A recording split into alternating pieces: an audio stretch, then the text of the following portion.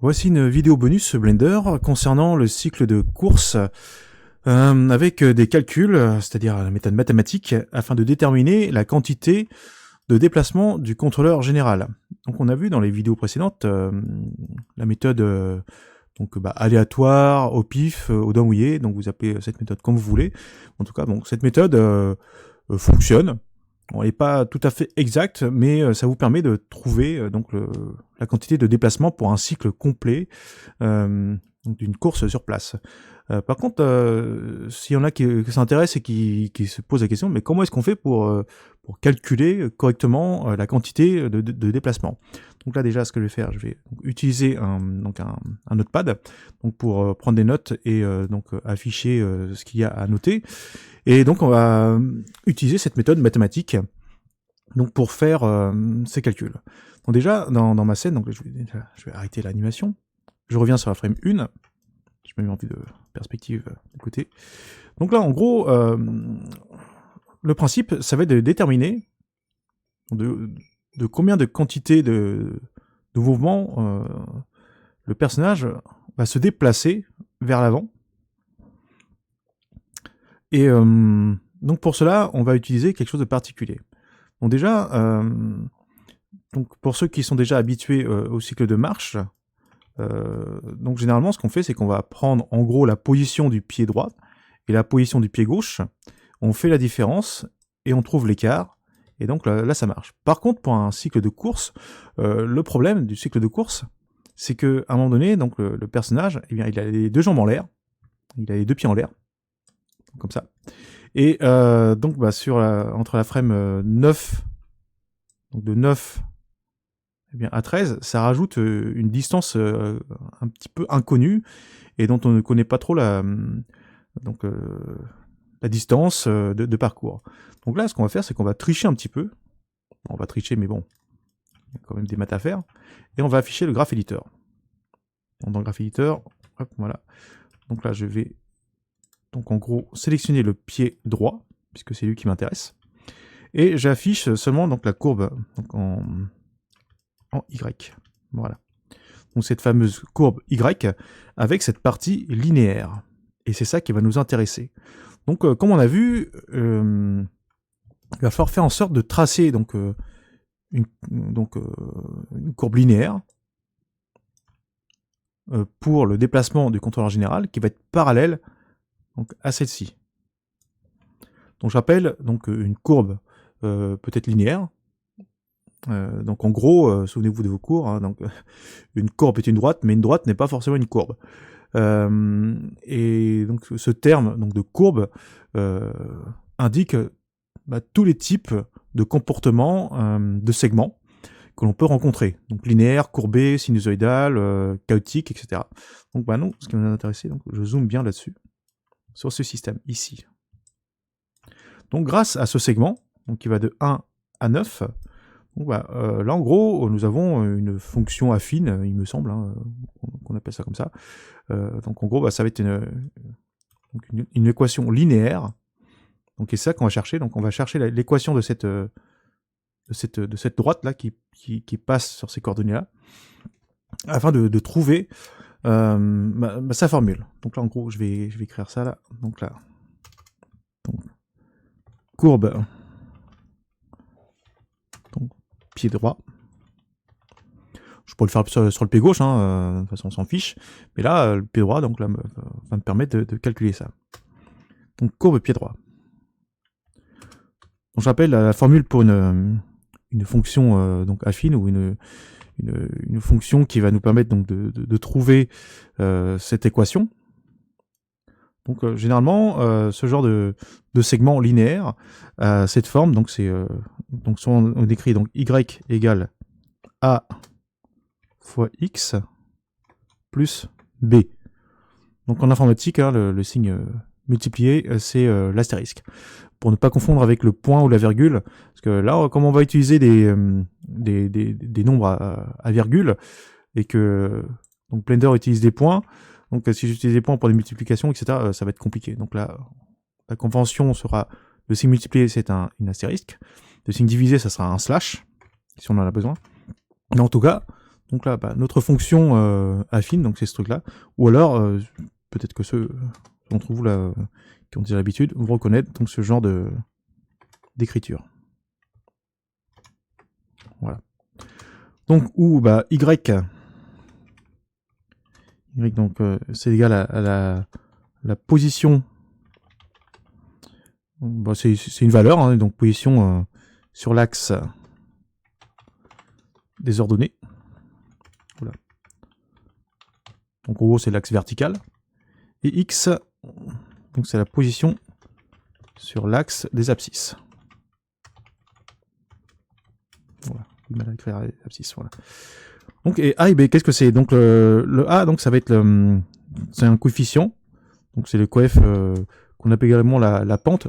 Donc, si je me souviens bien de mes cours donc de géométrie, de fonctions dans l'espace, etc. Dans un espace 2D, hein, sur un plan.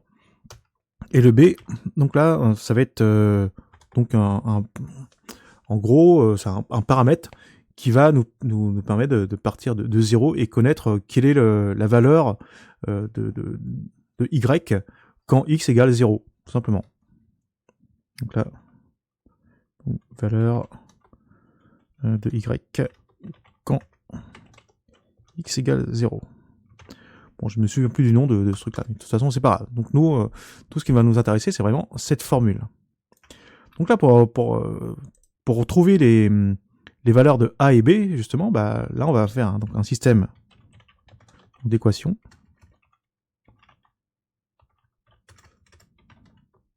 Alors, un système même de 2 équations à 2 inconnus.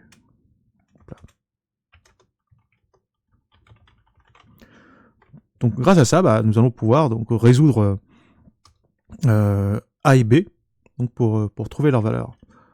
Alors, je vais plutôt mettre ça pour pas confondre avec juste après. Donc là, bah, je commence donc déjà le premier point d'intérêt, enfin la première clé qui va nous donner donc une équation.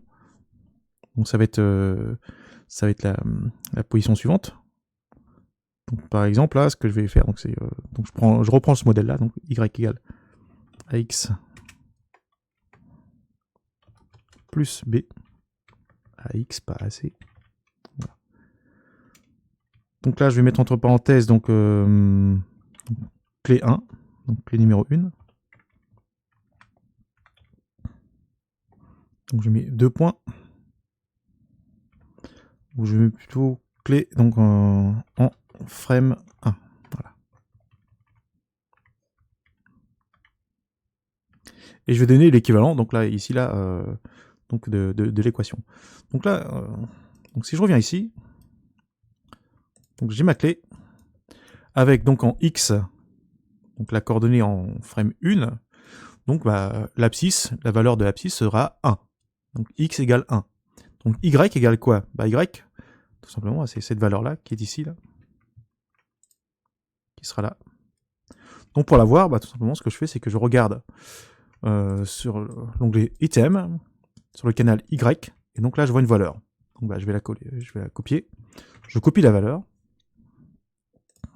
Donc je vais la mettre dans l'équation. Donc y, donc c'est 0,52597, donc égal à a, fois x, donc c'est-à-dire 1, plus b. Voilà. Donc ça, c'est la première équation que l'on obtient grâce à la position de la clé en frame 1. Donc là, donc y, donc c'est la valeur sur l'axe des ordonnées, hein, l'axe vertical. Donc égale a fois 1. Donc 1, pourquoi? Bah, parce que c'est la frame numéro 1, plus b. Donc bah, ce qu'on va chercher, en fait, c'est la valeur de a et la valeur de b, donc pour pouvoir faire nos calculs. Mais donc la question à se poser, c'est est-ce que la valeur de b est vraiment nécessaire? Bah, on va voir que, bon, je vais le calculer quand même, mais on verra qu'après, bah, en fait, on n'a pas vraiment besoin.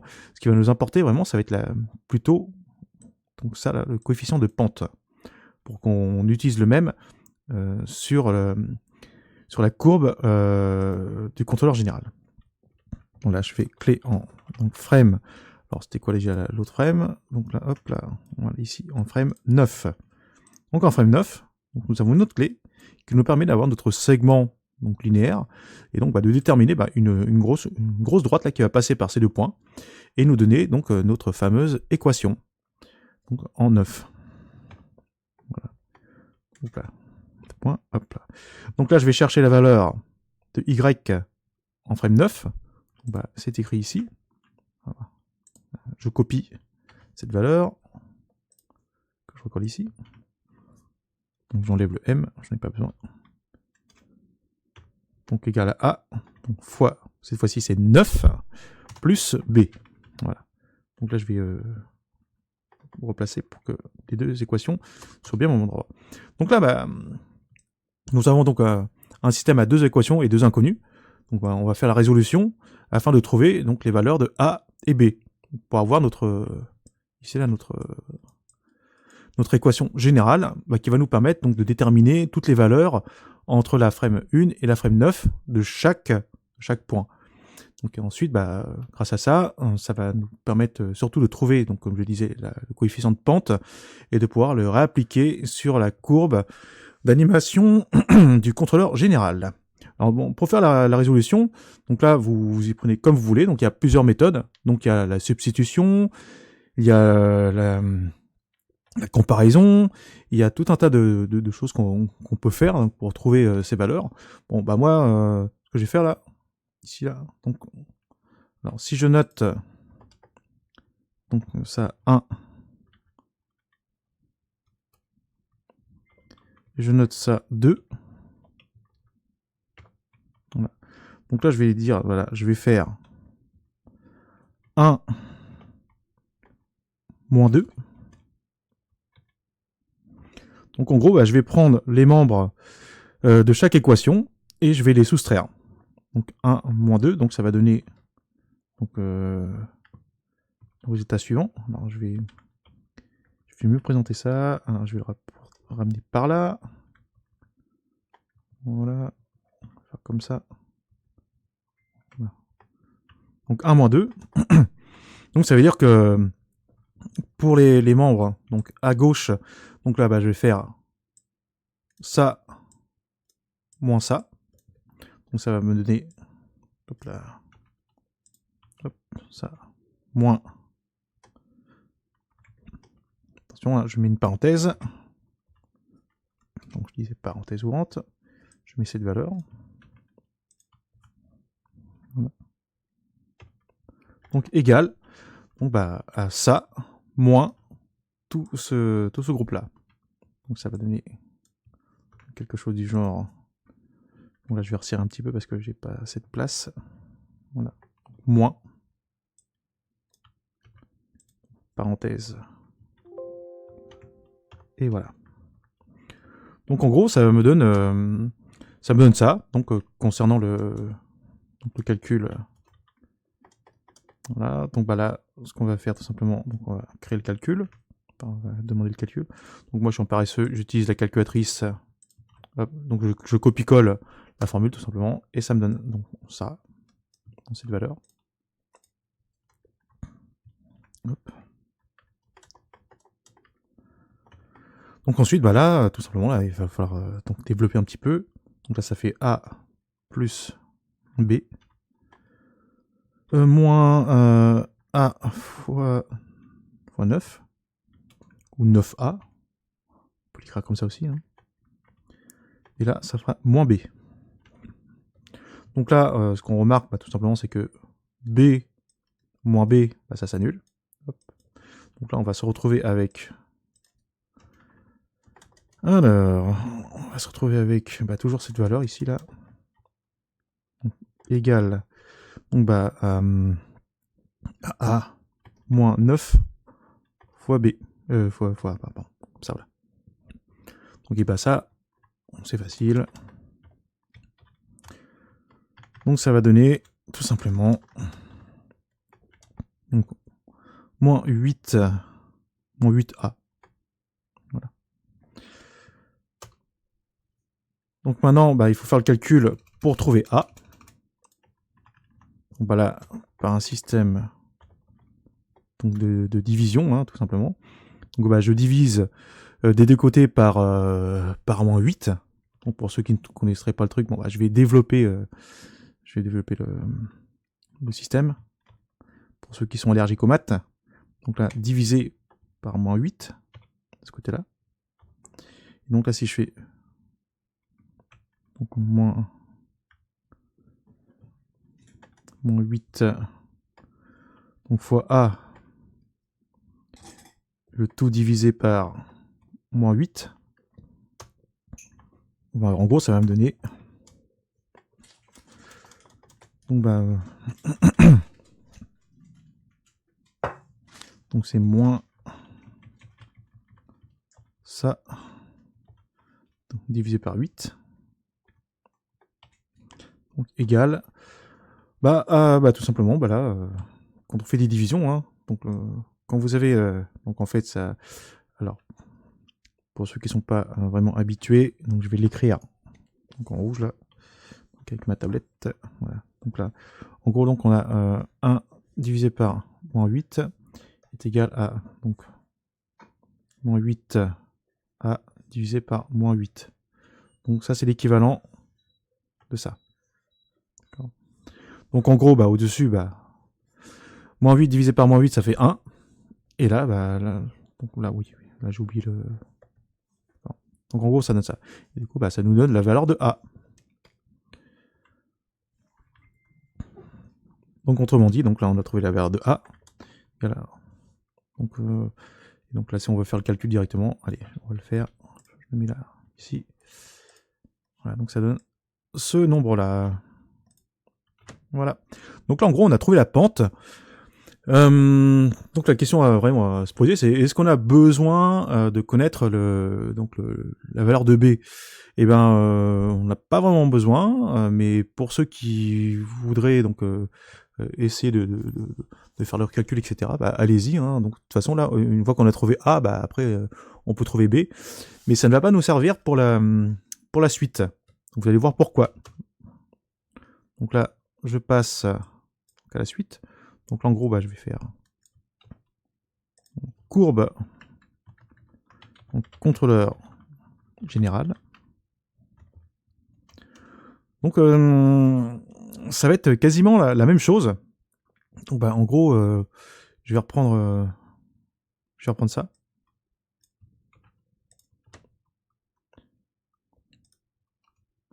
Sauf que bah, là, les valeurs ne sont pas les mêmes. Donc là, pour l'instant, les valeurs, comme je ne les connais pas, donc je les efface. Voilà. Donc là, il va falloir que je trouve donc Y et enfin Y, que je me débrouille avec ce contrôleur général. Donc là, hop, je reviens ici sur Blender. Voilà. Donc en sélectionnant le contrôleur général, ce qu'il faut faire, c'est que je dois trouver donc un système là qui parte de la frame 1, qui fasse une courbe de ce type-là. Je l'avais affiché dans la vidéo précédente. Donc là, je vais afficher les deux courbes en même temps. Donc je sélectionne le contrôleur du pied droit, un shift clic gauche, le contrôleur général. Alors, ouais, ce serait pas mal qu'il me...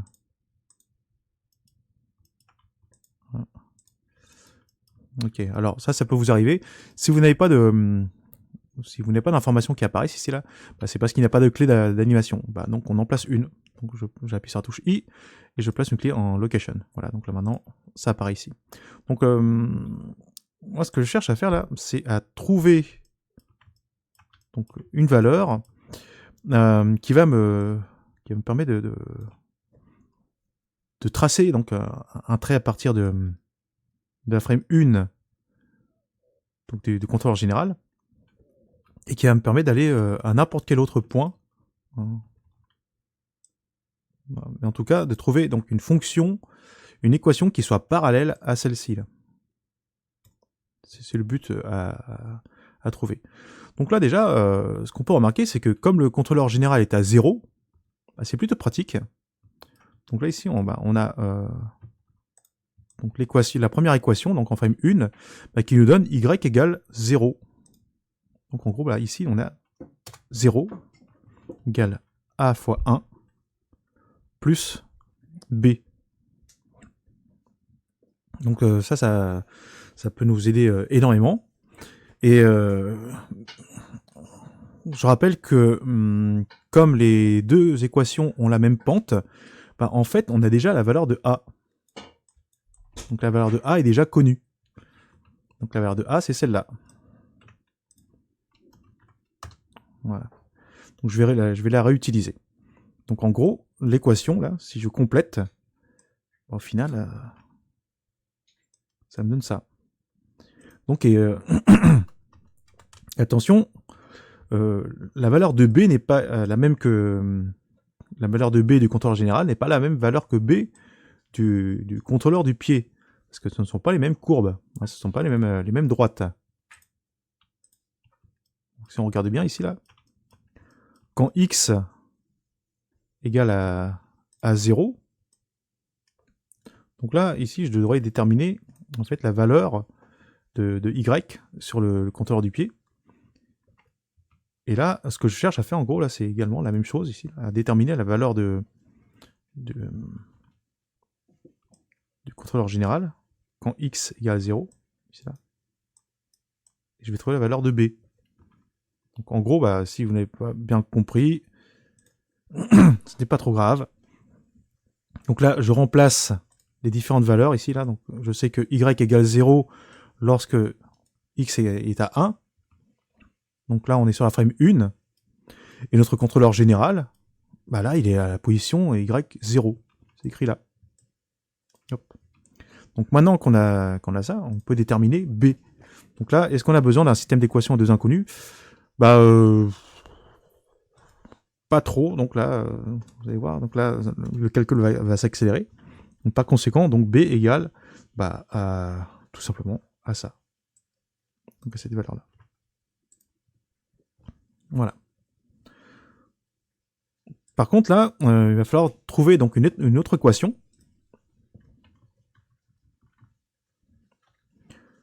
Donc là, ça sera à vous de voir sur quel frame vous voulez vous placer. Est-ce qu'on se place sur 9? Est-ce qu'on se place sur 25? De toute façon, on s'en fiche. Nous, notre but, c'est de trouver donc ces fichues valeurs pour notre équation. Donc déjà, on a A. A, c'est bon, on l'a. Donc maintenant, il faut que je détermine B. Donc B, c'est bon, on l'a.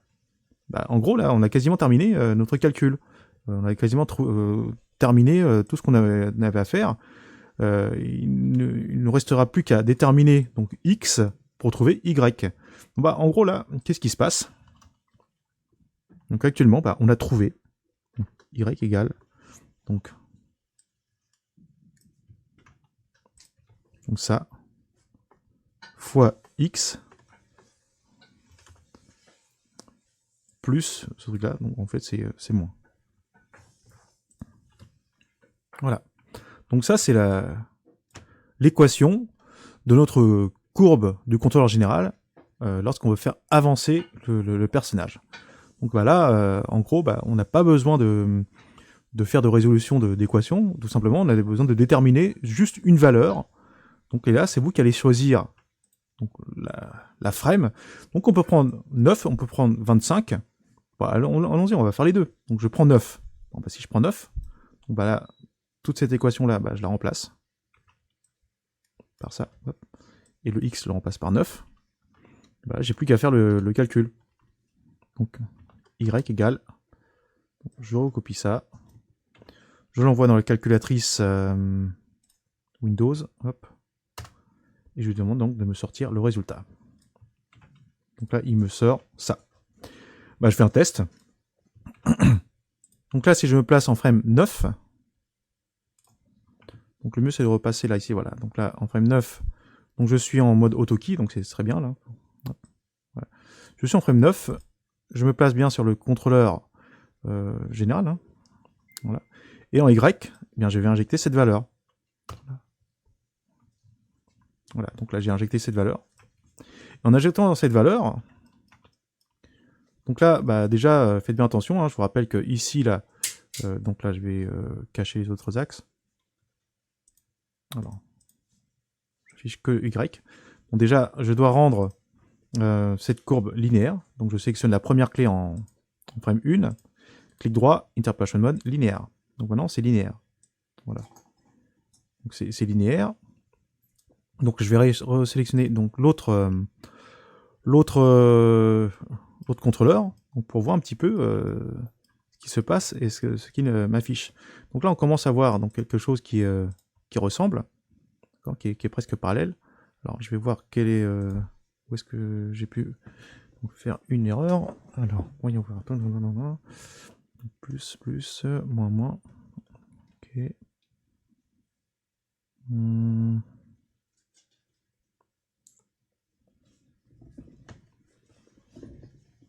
Puisque la pente est identique, ça c'est bon.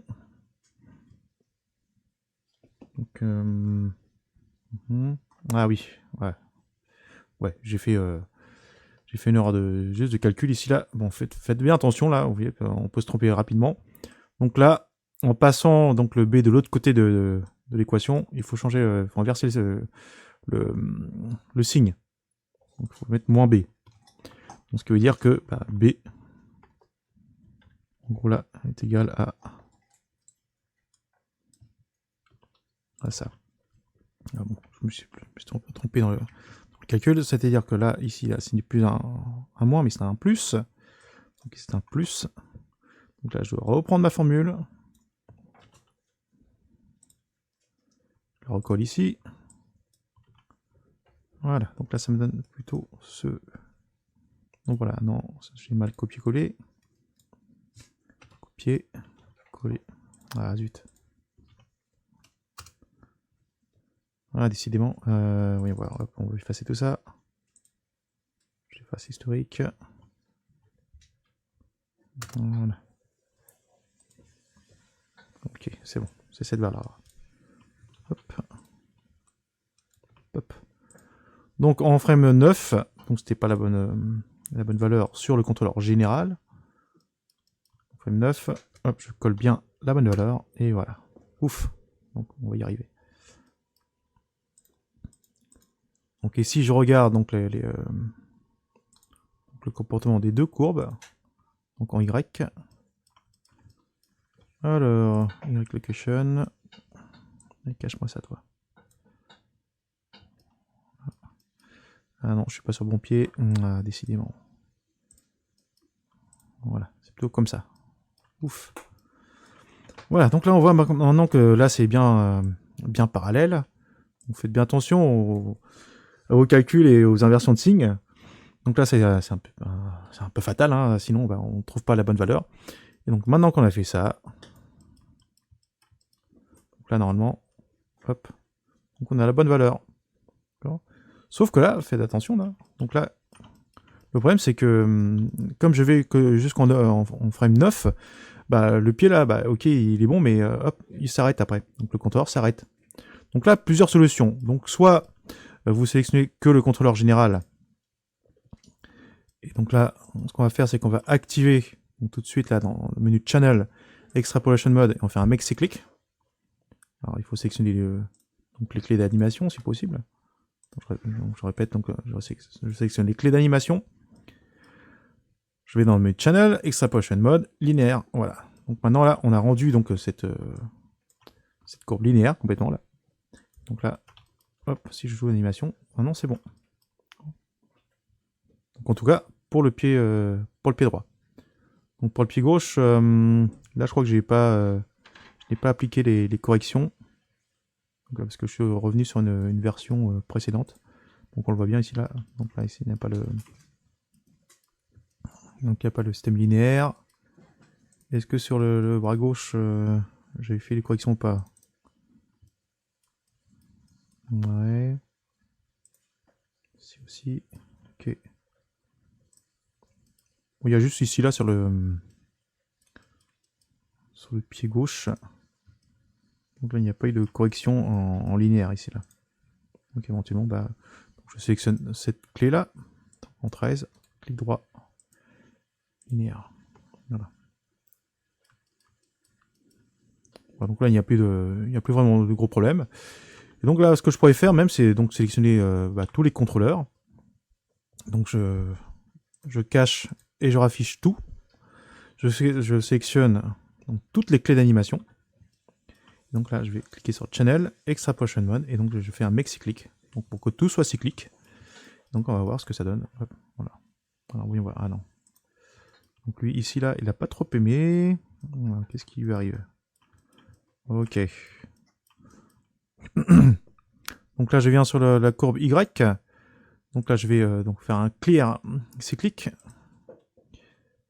Hop là. Ensuite. Voilà, donc je sélectionne les clés donc de cette courbe donc location Y sur le contrôleur général. Donc je vais dans Channel, Extrapolation Mode. Je fais un clear cyclique. Et je vais cliquer plutôt donc sur Channel, Extrapolation Mode et donc Linear Extrapolation. Voilà. Donc et là normalement, voilà ce que ça donne maintenant. Si je rembobine, hop, que je lis. Donc évidemment, ici là, je vais augmenter donc, le nombre de frames.